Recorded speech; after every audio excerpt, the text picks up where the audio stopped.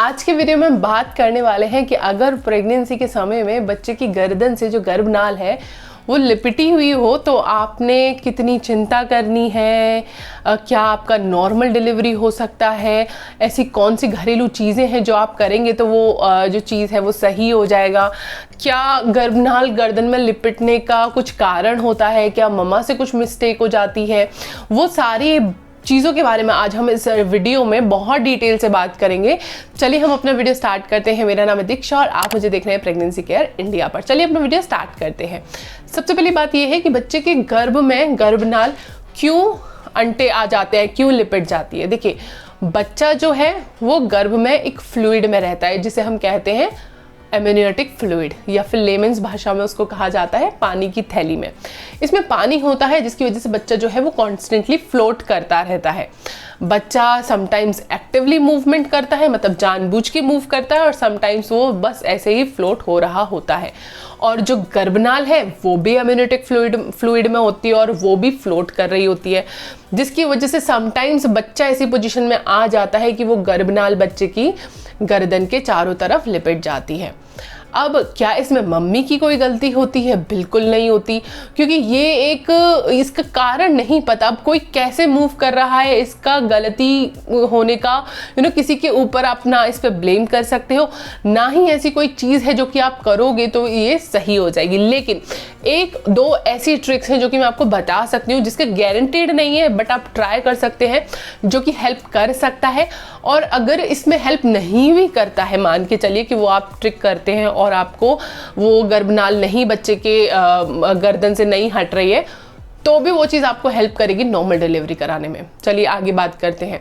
अब बात आती है कि ये कितना कॉमन है। देखिए, ये काफ़ी कॉमन है। 20 to 30% जो विमेन होती हैं उनको इसकी प्रॉब्लम होती है।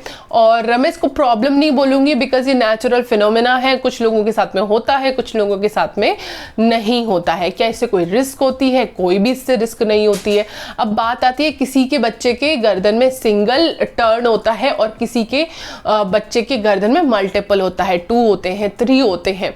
तो अब ऐसे में ये क्या कारण है? अगेन ये मूवमेंट के ऊपर, रैंडम मूवमेंट्स के ऊपर ये डिपेंड करता है कि बच्चे के गर्दन में कितने अंटे होंगे। अब बात आती है कि क्या इसको कैसे, मतलब क्या ये प्रेगनेंसी के दौरान अनरैप अपने आप हो सकता है, मतलब हट सकता है या नहीं। तो जी हाँ, बहुत बहुत बार ऐसा देखा गया है कि बच्चे के जो गर्भनाल है वो गर्दन में थी, लेकिन 15 दिन या 20 दिन के अल्ट्रासाउंड के बाद ये पता चला कि बच्चे के गर्दन में अब जो गर्भनाल है वो नहीं है। देखिए, क्योंकि ये रैंडम मूवमेंट की वजह से जो है वो गर्दन में आ जाती है ये गर्भनाल, तो रैंडम मूवमेंट के कारण ही समटाइम्स ये जो गर्भनाल है अपने आप ही गर्दन से स्लिप ऑफ हो जाती है, हट जाती है। इसके होने का कारण या इसको सही करने के कुछ भी समाधान नहीं है। ये अपने आप ही जो है हट भी सकती है। बहुत केसेस में देखा जाता है कि अपने आप ही हट सकती है। क्या आप ऐसा कुछ कर सकते हैं जिससे कि ये गर्दन जो है वो गर्भनाल से हट जाए? सबसे पहली बात है कि अगर आपकी प्रेगनेंसी रिस्की प्रेगनेंसी नहीं है, किसी भी तरीके का आपकी प्रेगनेंसी में किसी भी तरीके का इश्यू नहीं है, तो सबसे पहले आपने क्या करना है, मूवमेंट रखना है अपनी बॉडी में। आप वर्क करिए, अपने पूरा दिनचर्या को जो है वो सुपर एक्टिव रखिए। टायर्ड मत होइए। जब भी आपको लगता है कि आपको एक रेस्ट की ज़रूरत है, प्लीज़ आप वो रेस्ट ज़रूर लीजिए।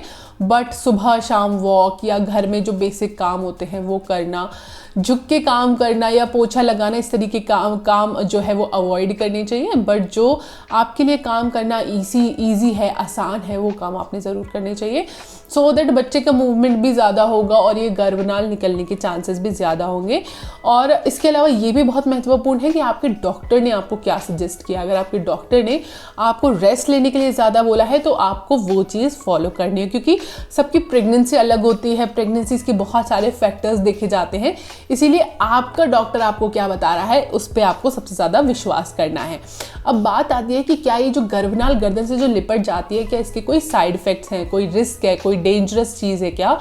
क्योंकि बहुत सारे लोग क्या बोलते हैं कि जब बच्चे की गर्दन से जो गर्भनाल लिपट जाती है तो इसके कारण बच्चे का ग्रोथ रुक जाता है, डेवलपमेंट रुक जाता है, समटाइम्स प्रेगनेंसी में भी काफ़ी ज़्यादा इश्यूज आ जाते हैं। तो क्या ऐसा अक्सर होता है?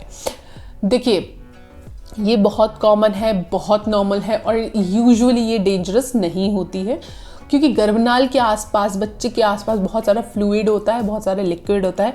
प्लस ये जो गर्भनाल होती है ना वो बहुत ज़्यादा स्लिपरी होती है, इसका जो टेक्सचर होता है वो बहुत ही ज़्यादा स्लिपरी होता है, तो इसमें कोई टाइट नॉट लगने की संभावनाएं ना के बराबर होती हैं। तो इसीलिए गर्दन के आसपास आ तो जाती है लेकिन टाइट नॉट नहीं लगती है। इसके कारण ना जो मैंने एक बताया कि एक रैंडम मूवमेंट है, बट एक कारण और इसका हो जाता है कि कभी कभी ना बच्चे का जब डेवलपमेंट हो रहा होता है, प्लेसेंटा का डेवलपमेंट हो रहा होता है, इस अम्बिलिकल कॉर्ड का डेवलपमेंट हो रहा होता है, तब समटाइम्स ये जो अम्बिलिकल कॉर्ड है वो काफ़ी ज़्यादा लंबी बन जाती है। इसके कारण भी ये जो अंटे हैं या जो गर्दन में ये लिपट जाती है, रैप हो जाती है गर्दन में। कि क्या आपकी नॉर्मल डिलीवरी हो सकती है अगर आपके बच्चे ने उसकी गर्दन पे इस तरीके के अंटे आ गए, इस तरीके के जो गर्भनाल है वो रैप हो गई, तो क्या आपकी नॉर्मल डिलीवरी हो सकती है? जी हाँ, आपकी नॉर्मल डिलीवरी हो सकती है, बिल्कुल हो सकती है, क्योंकि जैसे वेजिनल डिलीवरी होती है वैसे ही जैसे बच्चे का गर्दन बाहर आता है वैसे ही इस जो अम्बिलिकल कॉर्ड होती है उसको गर्दन के ऊपर से स्लिप ऑफ कर दिया जाता है। जैसे मैंने बताया ना, बहुत ज़्यादा स्लिपरी होती है और बहुत ज़्यादा स्ट्रेचेबल भी होती है, तो इसको आसानी से बच्चे के सर के ऊपर से निकाला जा सकता है, इसलिए नॉर्मल डिलीवरी हो सकती है।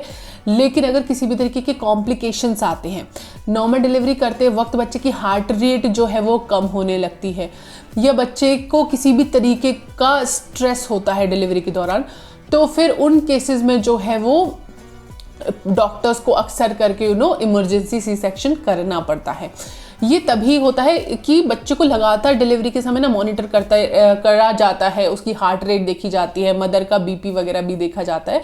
तो जैसे ही मदर या बच्चा कोई भी स्ट्रेस में आते हैं वैसे ही इमरजेंसी सी सेक्शन का ट्राई किया जाता है, बट फिर नॉर्मल डिलीवरी को छोड़ दिया जाता है। बट अगर बच्चा बिल्कुल स्वस्थ है, बच्चा हेल्दी है, माँ हेल्दी है, तो फिर जो नॉर्मल डिलीवरी है उससे बच्चा आराम से हो जाता है, कोई ऐसा परेशानी नहीं आता है। सो यस, इस चीज़ के बावजूद भी नॉर्मल डिलीवरी की संभावनाएं काफ़ी ज़्यादा होती हैं।